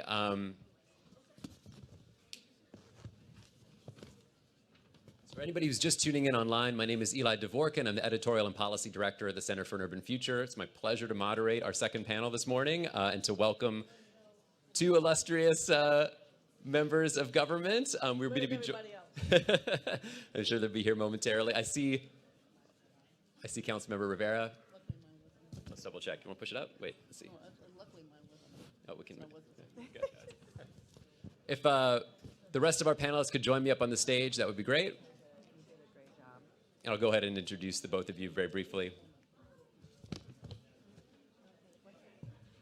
Hey, Councilmember. Hello. Good Hi. Join us. All right, welcome. So we are joined today by three members of government, folks that have been working very hard on these issues now for many years. To my immediate left, Councilmember Gail Brewer, and to her left, New York State Assembly Member Grace Lee, and also New York City Council Member Carlina Rivera. Thank you all so much for being here. So we've heard a lot of discussion already this morning about why this matters, but I want to ask you all, because you have the ears of your constituents, you understand what the pulse of Manhattan, what's happening here in the borough. And I would just like to begin by asking, Manhattan really strikes me as a microcosm of both all the challenges and all the opportunities that we're talking about today. Thousands of new, well-paying tech jobs that have been added in the borough in just the past few years. At the same time, we know that many residents from Washington Heights to the Lower East Side still feel that these jobs might be all but out of reach. And there's been a lot of progress over the past few years that has helped to make a dent in this opportunity gap. But still, as the first panelist expressed very clearly, a lot more work to be done. So let me begin by asking all of you, what do you hear from your constituents, from young people in your districts, from folks who may be struggling with unemployment or underemployment right now and see the opportunities out there in tech, but maybe don't see how to reach them? What are you hearing today when it comes to this tech skills ecosystem and the promise of a tech career? And what do you see is most needed right now to help make more progress in closing these gaps? I guess you're looking at me. I would say a couple of things. First of all, I loved the discussion about apprenticeships. On the other hand, that's late in life if you're talking about technology. Grace and I were recently at the conference in Albany just this weekend. Black, Hispanic, Puerto Rican, and Asian. And it was a wonderful legislative conference, and it focused on AI, and obviously technology was part of it. And what I think you heard a little bit from the earlier panel is you literally have to start in kindergarten. This notion that you start with your apprenticeships in college, community colleges, or high school is too late. So I would say the first thing that my constituents may not know, but they would like to see, is CS in kindergarten all the way through. The second thing is that the funding of apprenticeships, as everything from the community colleges to all the amazing nonprofit programs from Beta NYC to all the others that exist. There are many. Girls Who Code, the list is long. Though that gap is very prevalent now. Obviously, we've got AI to add to what we need to learn in order to be current in terms of technology for the future. So it's a very complicated, AI should start in kindergarten. And in fact, people are telling me now, instead of giving money, because as elected officials, we allocate funding, don't give it to the smart boards, give it to programs that will teach people AI. So don't be afraid of it. Teachers are afraid of it. So I guess what I'm saying is, yes, people want jobs. 24% of young people in New York City are underemployed or not employed. It's a very large number of the young people, 16 to 24. So the question is, how do you get them particularly? In Manhattan, I think, obviously, many of us focus on the New York City Housing Authority residents. That's a focus that we have. Housing Authority has a mix. If there's anybody here from NYCHA, I apologize. But you have a very bad record, put it that way, in terms of teaching people and working with them on this topic. So NYCHA would be a focus for me in terms of the future. I was just going to add that, what Gail's mentioning are some of the policies that we have in our New York City public schools, and one of them is called Computer Science for All. And it's actually not really meeting its goals, especially in the neighborhoods that you would expect, the ones that have been historically underserved, Black and brown neighborhoods. So if they're hitting maybe 25%, 30% of their goals to implement computer science, K through 12, it is also a factor that Gail mentioned, that the teachers are also lacking some of the training to implement the curriculum successfully. It's not their fault. They just need to have that support from government. And as they're getting older and we want to put young people into some of these jobs with something like the Summer Youth Employment Program, over the past few years, we've actually seen the number of tech companies decline that have been participating in the program. And so many young people, they want the jobs that are going to pay. They've acquired that set of knowledge that they know which jobs will pay and which won't, which are the jobs of the future. So they want those jobs. They just have to be more available to young people, and that certification and even that micro credentialing, that should happen in places like CUNY too. Because when you see that maybe over 60% of jobs posted in New York City require a bachelor's degree, maybe you don't have a bachelor's degree, because compared to nearly 70% of your white counterpart, Black and brown people have 25 to 30% are actually holding that bachelor's degree. But a certification, micro-credentialing, that could help you get you in the door of a company that you really want to work at, to make the money and see the future and set your career that you want. And to both council members, their points about early exposure, I think it gets to really kind of the root cause of why we don't see more diversity in technology, is because many of our families, and I'll speak for myself as well as a daughter of immigrants, we don't have exposure to these industries. We don't see ourselves in these industries because we've never been exposed to it. We don't have parents who are going to encourage us to get involved in these industries. So, it's great to see so many diverse people here in this room who are in technology, but we need to make sure we're doing that outreach to communities of color. They see themselves reflected in the industry that they want to pursue. So that's something that's really important in technology. I would also say for, the younger set in their 20s, especially single mothers, we do not do enough to support single mothers to be able to get the workforce development and training that they need. We need universal childcare for women to make sure that women can pursue those opportunities for training and education that will help them to uplift their families.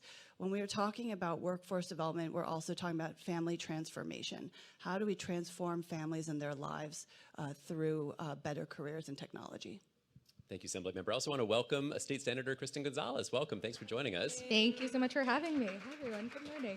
I was going to give you a minute to settle in before throwing you a question, but I think now's the time. So, let's jump in. And I have to say, I was thrilled by these responses, including not least of which because we have new reports coming out of the Center for Urban Future about expanding micro-credentials at CUNY, about wraparound supports, including childcare for folks in workforce training programs. So you're really helping us set the agenda, and I truly appreciate it.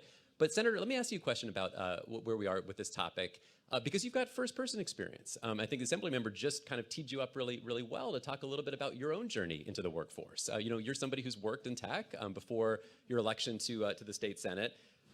You've had that firsthand experience of being a young person with a dream of, landing a good job and seeing what that reality looks like and what the challenges look like. So I wanted to ask you, just from your first-person perspective, what would be most helpful? What could the state do, the governor, the legislature, to support other young people, including folks in your own district, who may have a similar aspiration to finding family-sustaining work in the tech sector, but also see themselves as really underrepresented there? Wow, thank you so much for that good question and good introduction. It's really good to be here with all of you, and I have to say, when it comes to tech, I think this is my first all-women panel. So can we get up for these powerhouses right here? And to the folks who put this together. But as Eli mentioned, before I ran for office, I worked as a product manager on the tech side of a credit card company. And my path there was pretty untraditional because I studied political science and race and ethnicity studies in undergrad.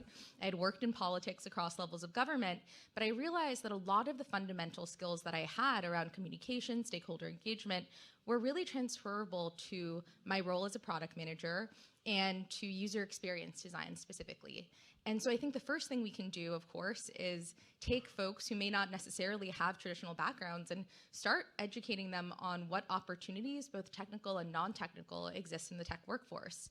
And it doesn't just start in college. I think it starts a lot earlier because as someone who also grew up in, working class household in Queens, we need more STEM education. We need more intentional pipeline building.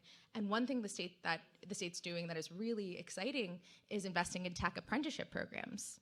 So what we can do is actually take some of these organizations that do the skills building, that go into communities and firsthand do that recruitment and say, hey, maybe you've worked in retail, but those communication skills really matter. Maybe you've worked in, other sectors, but there's connections there.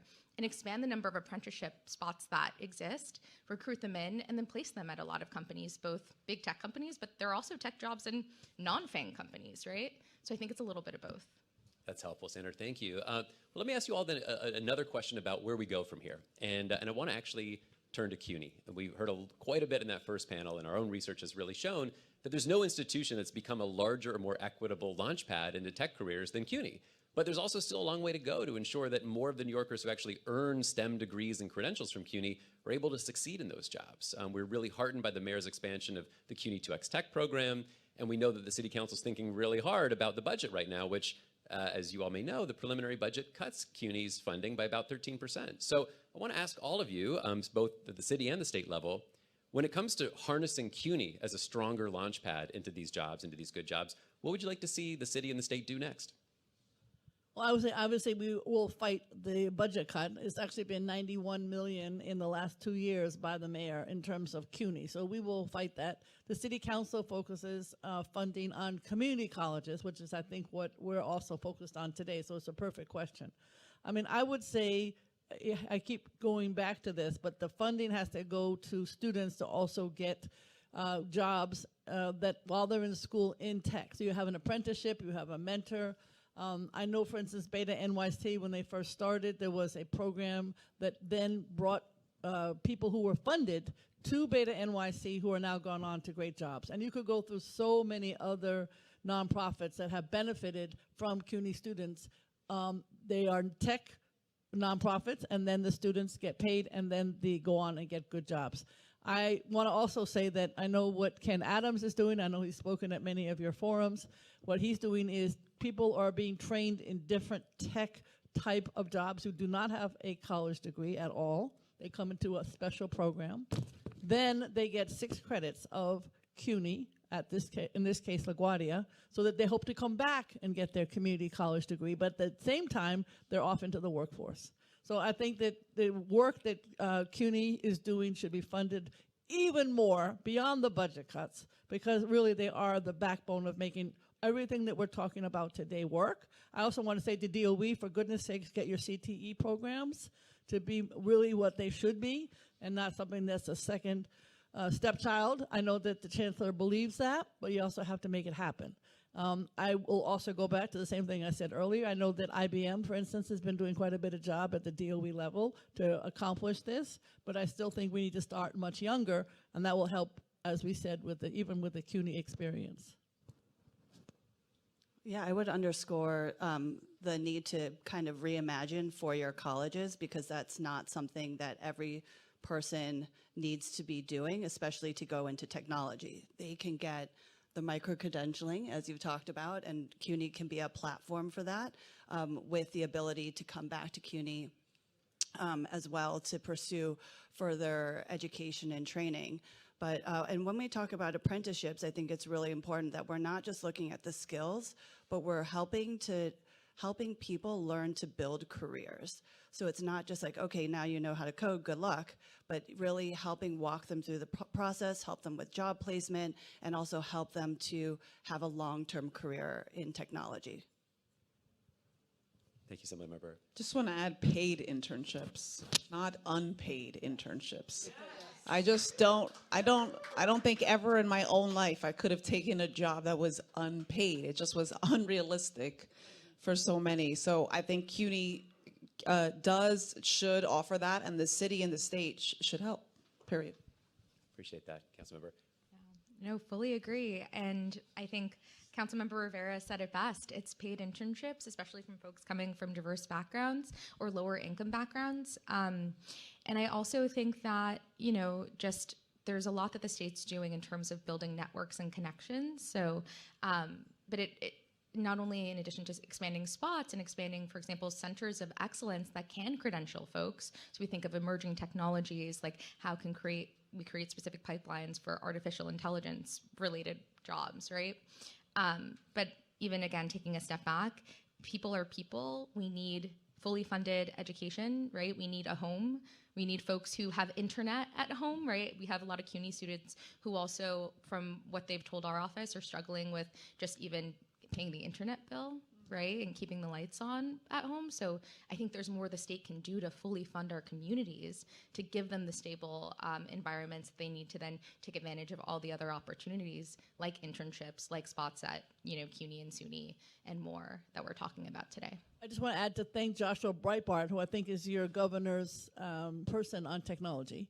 And the NTIA is bringing billions nationally, but a lot to New York also. And this would be a perfect place for CUNY and workforce development to be allocated for funding. Thank you, Councilmember. Well, let me lead off of that to talk a little bit more about workforce development. And actually, Carlene, I want to bring you in on this too, because you saw in your time in the council, I think the key role of the city's nonprofit workforce training organizations in expanding access to tech careers. I think that's no small part of the reason why you were so integral in helping to create Civic Hall. And somebody in the previous question in the previous panel talked about where's the coordinating infrastructure. Well, we didn't have a Civic Hall even open even a year ago. As one example. We also didn't have a New York Job CEO Council a couple of years ago. So there is more of this infrastructure in place. But it does seem very clear from that first panel and so much of our research that in addition to the coordinating role, there's also just such a challenge around scale, helping the organizations that are consistently delivering results to go from serving a few dozen or a few hundred people a year to a few hundred or a few thousand. So given your focus on that issue, I wanted to ask you, but it's open to everybody, if the city and the state are to succeed in actually expanding what's working, what do we need to do to change that? And how do we make the investments at the city level in workforce programs that would actually meet the demand out there today? This is so important because public investment is key, especially in this workforce. So Civic Hall is this, I think it's like 85,000 square feet digital skills training center that's at Union Square. It's right in a place that's transit rich. It's got a host of partners inside of the space itself. And we're really trying to make sure that it becomes what we know it has the potential to be. And the partners in there, it includes, Google and Perscolis and CUNY and, a whole host of other not-for-profit organizations and partners. And it's really making sure that we can get it off. And of course, here's Andrew Roche, who's like the godfather of like tech. Oh, he's a doula. All right, I gotta check your certification. But emotionally has supported me. It's been invaluable. It's interesting because people have never seen something like Civic Hall before, and so to sort of really accept the vision was actually quite challenging. So it has to start with public investment. That is going to be a place where they're going to train thousands of people in all types of different positions and have titles, things we haven't even thought of, things we haven't even been able to sort of really envision.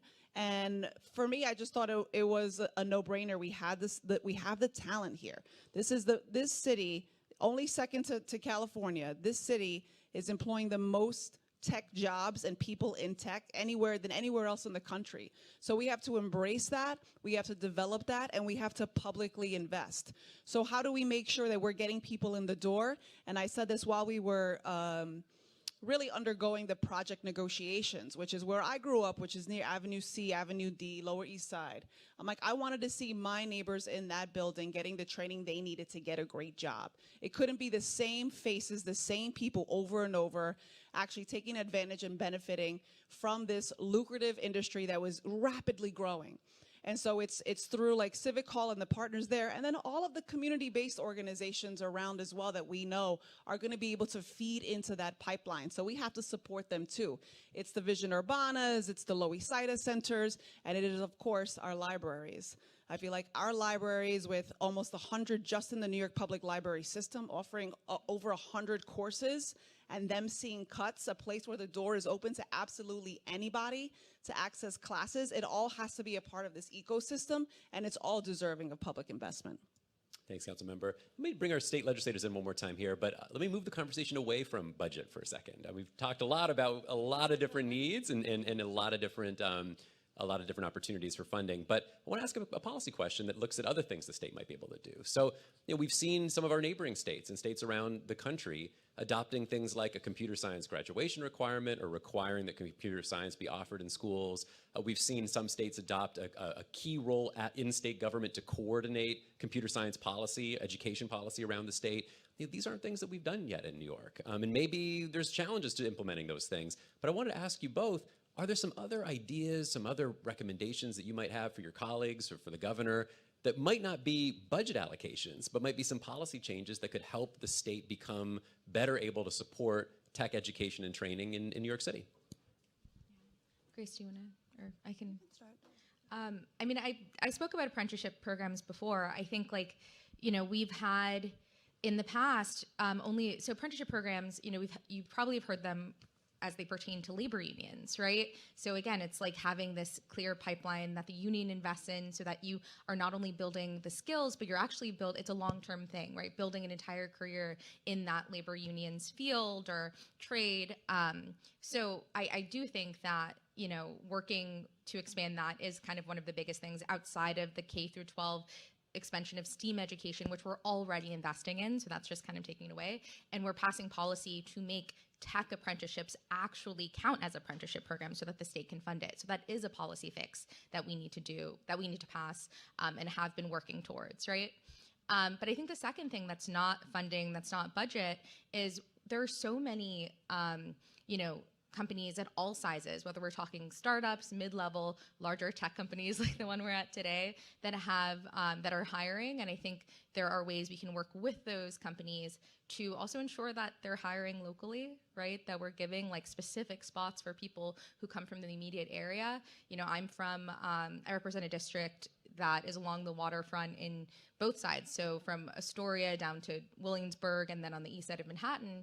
But at least on the Queens side, when we had conversations about, building new tech hubs, inviting companies in, a lot of the folks there didn't feel like they were promised access, right? That oftentimes those places would recruit from elsewhere. So I think there's more we can do to just work across the public and private sector to address those concerns and bring in a lot of community stakeholders so that when we have these emerging industries and growing companies that we want to promote business, which is great for our local economy, we also don't do that with it being in tension with, again, the folks who are in the immediate area. But yeah. Thank you, Senator. Yeah, I think that we need to do more to, again, support people who are going to pursue careers and who want to pursue training. So I cannot underscore enough how important it is for us to have universal childcare so that both single moms and single dads have opportunities to be able to pursue the training and the education they need to be able to get jobs in tech. I also think that, we need to be able to extend benefits, unemployment benefits, healthcare benefits to people who are in these apprenticeship-like programs, who are in certified training programs, so that they can spend time to invest in their skills and developing new skills, but aren't losing out on other benefits as a result of that, because we know ultimately that they will be able to pull themselves out from relying on those types of benefits once they get a job. I do have to speak to the funding, though, because I think that's really important. We talk about, Councilmember Rivera talked about it so eloquently about public funding. We have seen, systematic disinvestments in workplace development from the state, and maybe we need to be thinking a little bit more creatively how we fund these programs. there is an organization called Pursuit that is developing a job bond where philanthropic organizations front the capital up front for a group of individuals to pursue training. And then after the year and a half of training, these individuals then get jobs, and after they hit a certain income level, are able to pay back a certain percentage of their salaries back into the bond to pay it off. They do not have to pay off anything if they are not employed or if they do not hit certain income levels. So this is a different way of thinking about how to support and fund training programs like this. I think student loans is not the way that we need to fund these on the backs of the people who really need to be uplifted through this. Thanks, Assemblymember. Well, we have a few minutes. I want to turn it over to our audience one more time. And for folks that didn't get this before, please raise your hands, let us know. Come to the front of the room, who you are, organization you might be with, and please do keep your questions brief so we can get to as many as possible. Thank you. And a microphone will be coming your way. Sorry, right to the front row. Thank you. Hi, I'm Marisa Mitchell. I'm the executive director of Hypothekids. We provide STEAM education and training to K through 12 underrepresented students. We place high school students. We believe in early exposure. So we start at kindergarten, and then when they reach high school, we place students in paid internships at life science research labs. My question to you is, what incentives are you giving the life science industry to provide slots for these paid internships? We have no problem getting the students paid. They get paid through a SYEP, the Summer Youth Employment Program, which has been wonderful. Our challenge is finding spots for high school students in the life science industry because they're more interested in experienced college students, yet the early exposure is so important. Well, I would say that somebody in the earlier panel pointed out that you need to have the same kind of abatements that you might for a real estate industry for those who are hiring high school students, life sciences. Now, in the past, I've been around a long time, it means that that life science has to fill out paperwork and be part of the government process. And many times they don't want to do that, I'll be honest with you. So it has to be a streamlined paperwork process, but I do think there should be some support, whatever, in some kind of an abatement of some kind that should be given to the life sciences. I don't think they're going to do it otherwise, and any kind of a scalable opportunity. So I would suggest that that should be a policy change. I just want to add also that, we are trying to expand that sector here. I mean, we talked about tech. I hope that people know life sciences and biotech are certainly included in that. Along Park Avenue with Deerfield and programs they have called The Cure, which is looking at emerging technology, life sciences, a hub that is coming to First Avenue in the hospital corridor between 23rd and 26th Street. And so we have to ensure that Spark and also the building that will be across the street is all life sciences, and really ensuring that we have the partners there like CUNY, like your organization, getting those placements and making sure that they're really including the community when they are getting benefits. I mean, this is city land that many of these places are building their infrastructure on. So there has to be that partnership there. We have to make sure we're holding these companies accountable. That's great. So I see a question from the left side of the room. Thank you. Waters. Oh, there it goes. Hi, I'm Elizabeth Waters with the Cooper Union STEM Outreach Program, and we're a member of the STEM Push Network, which is a national initiative to bring STEM enrichment programs together to address discrepancies for Black, Latino, and Indigenous students in the college admissions process. And there was a previous comment about the silos between organizations that really resonated for us. I wouldn't be working with my colleagues, the traction that we've made, even working with the Common App and admissions offices wouldn't have happened if we didn't have these resources and reason to work together. And I'd love to have something like that here in New York State and in New York City. And I'm just wondering if you know of anything that could give us hope that something's moving in this direction. Well, an earlier panel, the library said that they could be that person because that was a government adored institution. I think Civic Hall, I want to agree also, could, as time goes on, be that convener, but I think we've heard it from two different persons in the audience, and I think it's incumbent upon us to figure that out. Back of the room. We love Cooper Union, just.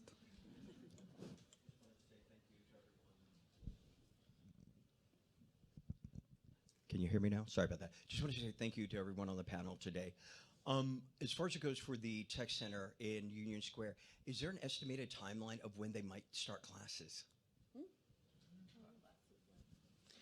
Well, right now it's been really sort of filling the space, bringing in partners. I mean, that should start any minute. That's. LaGuardia community started doing their cybersecurity training there. Yeah, it's. Data school. There's a new program called Sound and Science that's bringing music and computer science together. So Yeah, most of it is, not most of it, some of it is up and running. A lot of it is a work in progress, as was mentioned. This is a place that wasn't even here a year ago. And so those partners, whether it's the cybersecurity workshops, it's the data school, which is this incredible organization that I've had the pleasure of getting to know over the past few months. We really want to ensure that we're bringing in this diverse body, and also that we're supporting them. I mean, it's going to take a little bit to get it to like fully realize what we see there. But it's exciting. It's an exciting time. And I encourage you to even get in touch with my office or Civic Hall directly. If there's anyone here interested in that space, interested in partnerships, we really do encourage that. Thank you for the question. Okay, last question. We'll get from the back of the room there. Thank you. Hi, everyone. Good morning. One thing that's said a lot of times in conversations like this are how New York City government is the largest employer in the city and can be a large pipeline for CUNY students, for high school students, for apprenticeship programs, for any other workforce development program. But we often find roadblocks in the civil service exam and four-year degree requirements and long hiring timelines to get into those jobs. So I'm wondering how we can reduce those roadblocks so that more students or graduates can get into those opportunities, knowing that there are direct pipelines into good foundational jobs for most New Yorkers. Yeah, I can chip in on that one. So on the state, so that is totally heard. And for folks who are less familiar with that process, essentially because it's a government job, sometimes you have to go through the civil service process, which can take months. So from the time you interview to the time that you have an offer to the time that you start, which for most working people is not viable. So we lose a lot of really good talent as a state government. But it's something we're actually working on this year. And so I know it's top of mind in this. Right now we're in the middle of our budget process. So we've been discussing it in context of the state budget this year. So I'm feeling really optimistic that we're going to shorten that time. And I did want to, also call out that, your point about our government, being one of the largest employers is true, but there's still more we can do, because definitely on the city and state level, we need more of a tech talent pipeline and tech workforce, right? We need more folks who are not only on the cybersecurity front, because there's a gap in that workforce. I know it's kind of crazy, but for folks who we heard about the classes that are coming, would really encourage you to take those cybersecurity courses, because we're going to have a huge gap and be recruiting heavily there, right? So, but it's crazy to think at this time when it's so important that we are facing a gap when there's so many people who want to work. So anyway, with that and other roles, I think we could do a lot more to expand the workforce that we have, and then also make those jobs competitive with the private sector. I think a lot of times we lose good talent, but government obviously needs to give people living wages as well, and that's a larger fight that we've been working on alongside these other companies. I would say the biggest problem too is once you get your foot in the door, and we could talk excellently about that topic, the tech workers end up getting trained by the city of New York, be it in cybersecurity or other, there's no end to the challenges that the city faces in terms of technology. But then with, that unbelievable start in your career, you then get a call from Amazon or Google or somebody, and off you go. So one of the questions would be, how do we not only get you in the door as a fabulous CUNY student, but then what can we do to make sure that you stay for at least part of your career? Is an unbelievably challenging question that you have brought to our attention. Thank you. Thank you. And I would just add, our own research also suggests there's other opportunities for the city to be a real leading employer in this, including getting rid of some of the graduation requirements for certain roles in city government, which other states have done, including Maryland and Pennsylvania. And seeing more pathways into those good jobs for folks that have the skills but may not have the degrees. I think we are just about out of time. So if the audience here and online can join me in a round of applause for our amazing panelists. Thank you all so, so much for taking the time to be with us today. Thank you. Thank you to the panelists. We're all fabulous. Panelists for being here today. Another round of applause for our amazing panel. I just want to say a few quick words in conclusion today. First of all, for these four members of government, just the kind of the fight, the commitment, the work they're doing for our communities, I really appreciate it. I also want to single out just all the folks in this room because we have so many organizations that are making a difference on this issue, and I want to thank you for your good work, whether it's in the education system and the workforce training system, but so many of you are in the nonprofit community that are really helping expand access to these careers, and I want to thank you for that work and commitment. Also, I did want to just take a second and talk about, first of all, we at the Center for Urban Future, as Eli said at the outset, there's been some progress in this area, and I do want to mention that. Sometimes I think in kind of government and policy, we often kind of, and we do this at the Center for Urban Future, we point out what more needs to happen, where there are challenges, but there's been some real progress in expanding access to tech careers. So many of the organizations here have expanded, and I think that's a good thing. But I'm going to mention a few things where I think that there's more room for progress. And just we've just finished this amazing five-borough forum series, and I want to thank Amazon for their really great support in doing this. But we've heard, both in these forums and in our own research, that there's some achievable things that we think government can do. And I'm just going to mention a few of them. One, scaling up what works. And we know that there's some great tech training programs, and you mentioned Pursuit, Assembly Member. We've heard of Perscolas and Co-op, and there's so many great organizations. But as Eli mentioned, so many of them are serving a few dozen people, or maybe a few hundred. Many of these great tech training programs have been actually expanding elsewhere in the country because it's easier for them to do so than to expand in New York. There's a lot of restrictions on the federal workforce dollars that come into New York City that makes it really challenging for the greatest, the best, the most successful training programs to scale up right here. And I think that, one thing that we've suggested at CUF is some kind of like a scale-up fund for workforce training that might be city dollars and not, or state dollars and not federal dollars, that has less restrictions, that goes to the proven successes out there to make sure they can serve more people with the programs we know are working. So that's one thing that we put out there. Another is, we heard in the first panel, just CUNY. We know how important CUNY is as a launch pad into tech careers, but that in particular, their career services units, staff, is so underserved. They're serving like thousands of kids per person. There's like one person that serves thousands of, so when we see how few are getting those paid internships of CUNY students, well, let's invest in the career services at CUNY.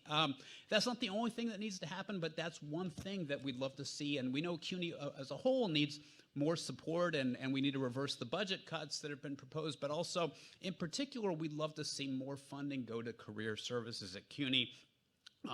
As Eli mentioned, there are other states that are requiring computer science for all as a requirement, not just kind of introducing classes, and we've seen there, and one of the things the first panel talked about is that we now have computer science classes offered in almost every school in New York City, but there's major equity concerns around who's taking those classes.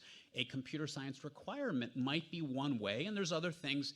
And the last thing I'm going to put on the table is something that we've advocated for at CUF, which is that talk about scaling up what works. There's this great program at CUNY that is training future teachers, future school teachers. And by the way, CUNY prepares about a third of all of the school teachers in New York City. And there's this great program that is training the future teachers to be able to provide computational thinking once they get in the classrooms. And we know how important it is to help people at the youngest ages to build confidence and to surround themselves with basic computational skills so that when they get to be middle school or high school, they feel confident to take a computer science class. But that program, you know, the funding is in question, and it only serves a couple of thousand people, but there's a lot more future teachers that could be served by this and could benefit from having computational skills. So there's real things that we can do to build on this and build on this success. We've learned a lot more here as part of this Five-Borough Forum series. Again, thanks to Amazon for sponsoring it. Thank you all for being a part of it, and thanks for the wonderful panel. We got our marching orders. Thank you all so much.